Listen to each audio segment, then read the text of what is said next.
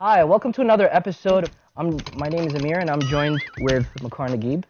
And today we want to continue our discussion that we discussed a week prior, or a few weeks prior, about our dealings with our parents, okay? So I'd like to first ask you guys, how do you guys deal with your parents when they're angry with you? I tend to walk out. Okay. It's not the most respectful thing, but it'll calm me down. Okay. It'll calm them down. Okay. And what do you feel, what do you feel you'll do if you didn't walk out?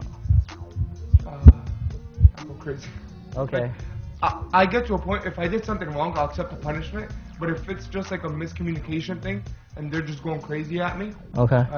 I'll take it for like so long. Like, then I'll just like blow out. Like, I can't take it no more, you know what I mean? Okay. So it's either I walk out or like... Okay. Alright. Well, when I'm in a fight with my parents or an argument with my parents, it seems to get really loud. Uh-huh. So I just wait for them to cool off, and like what you said, a little different. I wait for them to leave the room, and then wait a couple minutes, and then go to them and talk about it, and I guess try to make peace with them. It was very mature, yeah. That's a great way of dealing with it. That's awesome. And I have to cool off too. Oh, Because I okay. get pretty angry. Okay, cool. When I'm in a fight with my parents, sometimes it depends like on how bad the situation is, but a lot of the times it's just like yelling back and forth until it just erupts, until something happens. So like either I leave or Okay. they leave, or Alright. or sometimes it just gets resolved that way. Okay. But it's not a lot of the time. Alright. So if you guys had an argument the way you wanted to have it, how would it go? The argument would go, I would ask my parents for something, and they'd look at me and be like, yes, and give me $100. How would you, if it was, you could choose exactly how it went, how the discussion went, how would it go? Well, if we're talking like an argument, like arguments do happen, sure, but like I'd like an argument where I can like voice my opinions, and like when it happens with my parents, like I'll say something and they'll just like not even consider it, like they'll just completely like blow it off and be like, no, this is how it's gonna be, this is how it's gonna go.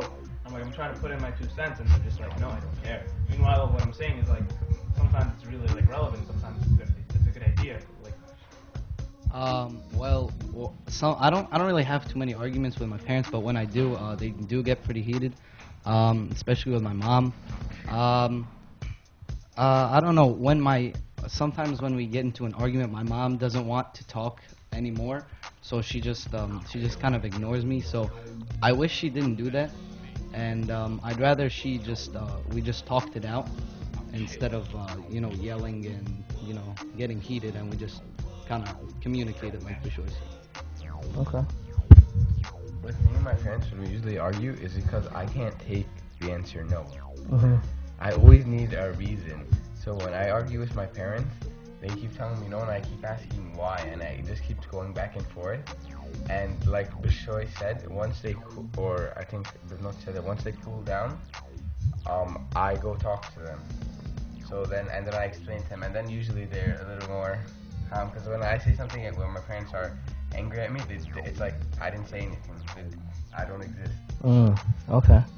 Thinking back about the times that you guys have gotten to heated arguments with your parents, can you mention some of the things, some of the topics of you guys getting into these heated conversations about? Like, what was the source of them? Well, mine, the huge thing for me was sleepovers. Oh, okay. Yeah, for my parents, and I know a lot of Egyptian parents, Yeah. Kids can come over at my house, Yeah. but I'm not going anywhere. Yeah. Yeah. So that was really a big thing, and a lot of my friends have a lot of sleepover and stuff, but you're not going anywhere. And how do you deal with that? Like, how do you? I don't know. After a while, I just gave up. Do you know? I mean, do you know the reason why they do that? Like, do they give you the reason? I don't know. I don't know if it's in Egypt. There was something about I it think there. I know why. My parents gave me the reason why I'm not allowed to personally. Okay. They said that it's not that, it's just the idea that I'm going to be gone for probably like 10 hours overnight and at someone's house. Like, if it depends. If it was like my cousins, I could sleep over their house anytime I want. My grandparents' house, of course.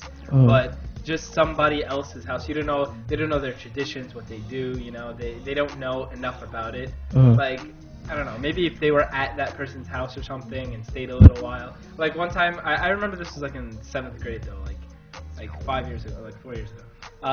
My friend, he was having sleepover for his party, for his birthday. And my dad he let me stay for the party, and he came and picked me up afterwards. And I asked him why, and he said, "Oh no, I don't like the idea of you being out." And like Mike said, of course they could come over your house, like invite the whole neighborhood. Just keep it going, Okay. Please don't go. My dad, whenever I ask, is like, ليه لازم تروح البيت عند الحد ليه؟ عندك سريرك، عندك أكلك، عندك لبسك. Yeah. And I'm just like, it's just like, okay, like that, like, it just bothers me because like just because I have clothes, food, and shelter here doesn't mean I can't go and like have fun with my friend. I'm pretty sure there's food and shelter there too. I'm not gonna starve. I don't know, like that just bothers me. My parents don't ever let me sleep anywhere if it's not in my house. I can't even sleep over at my cousin's house. My mom, she looks at me sarcastically and says, "I can't live without you." And I'm definitely sure she could. I'm definitely sure she could. And it's just, I can't stand it. Like, there's nothing wrong with it. You're going to a friend. Like, I can't even sleep over at my cousin's house if I wanted to. So they're like, did they give you a reason? No, that I get a no. Like, no. Okay. You want to? It's like Mina said. You can invite the whole neighborhood. Yeah. And they wouldn't mind. But you going to sleep over at someone's house, it's the end of the world. Yeah. Okay. Well, the biggest thing with me is not sleepovers. That's like baby stuff. Okay. All right. Like maybe more than half the fights are just like miscommunication. Okay. Like we just no relationship. And why do you think, like, what about the communication is like so like? The main reason why all this started is because like it was a little thing in the beginning, but I kind of lost hope in it and just kept on going with it. I didn't give it a chance anymore. Like I got sick of it. I was like, no. So you got sick of like trying to like somehow like. I was like, all you guys do is argue. Okay. Okay. That's how I want to do it. Like it's not the best way to do it.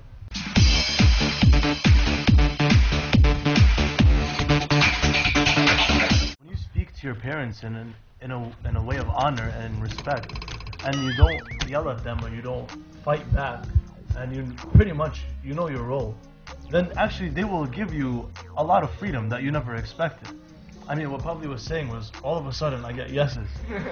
So if you get yeses, then what makes it so hard for us to get the yes? Because we're angry. We're angry. Like, you don't think like if somebody's screaming at you, you're like, most people aren't just gonna be like, I'm sorry.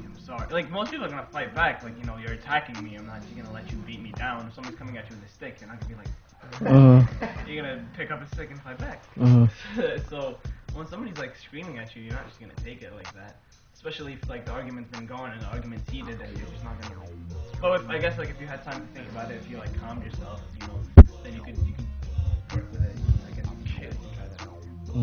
Going with what Bishoy said also, if you realize, well, it's talking about like the magnitude. If you realize that like a lot of the arguments, whatever you're fighting for is really not worth it, like half the time. It's probably something dumb, and at the end it's just something about you just want that yes, and you just want them to leave you alone. So yeah, I thought that was something important to add. That like it's a lot of time. Like you think if you think after the argument's over, you might think about it and you say it really wasn't that.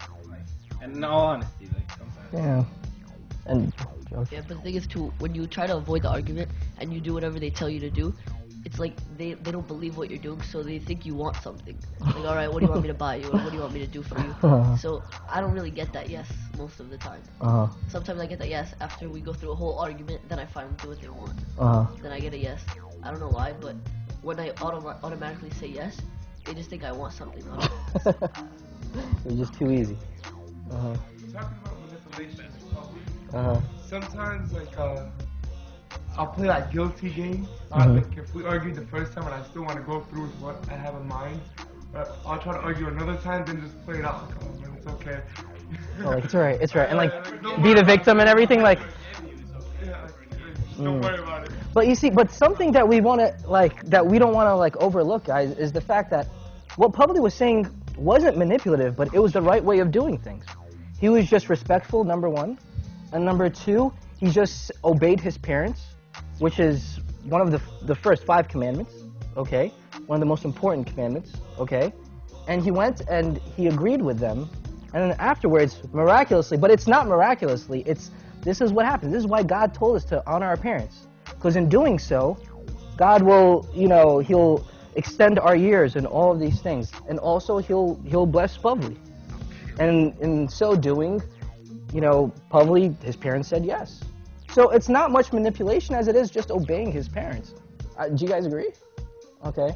Now, what Pavnoti is saying, now that's manipulation. All right, using guilt on him. Okay, and guilt is a powerful weapon. Okay. Anybody else have any comment? I know my dad taught me this for sure. Because whenever somebody would get angry with my dad, he would always be so calm. It was a little bit scary. So I learned from him. He always taught me. He said, just be calm when somebody talks to you, and the conversation goes so much smoother. Even from the beginning of an argument, you can be calm. And I actually I tried it out. Well, I was arguing with my mom, and then after a while I was like, Mom, I'm talking to you in this calm voice. And then she started talking to me calm. And it was amazing. So guys, in order for you guys to be doing that, what do you think you have to have in order to be able to do this? What is one thing that you have to have? And if you don't have it, it's impossible for you guys to pull this off. What? Self-control. Awesome. Usually, Patience, self-control. usually like I told you, I use the self thing, but I don't use it I don't start off a conversation like that. Usually I'm like, I get really angry. I usually plan my arguments actually before the argument, so I can try to get a step up. Like I think of like a wager sort of like I'll put up this and yes, and usually it doesn't work. So then I get really angry and heated and stuff. And then at the end, when I'm all out, and then they're like all out, I use the calm thing, and then I end up having to do nothing. But it usually doesn't work because I usually get really angry, and then and then my parents just like. All right. Well, I think we've learned a lot in this session, guys. I think we've learned that patience and self-control is really important when it comes to just dealing with any sort of crisis or issue. In terms of just sitting down and really calming ourselves so we could think straight, because that's in essence what we need to do. We need to put things in perspective and realize that these are our parents, and no matter what, they really do love us. So regardless of what happens or who raises their voice first, at the end of the line, we have to go and respect our parents and honor them. So I hope we all learned a lot in this episode. We thank you for joining us this week, and we hope you could join us next time.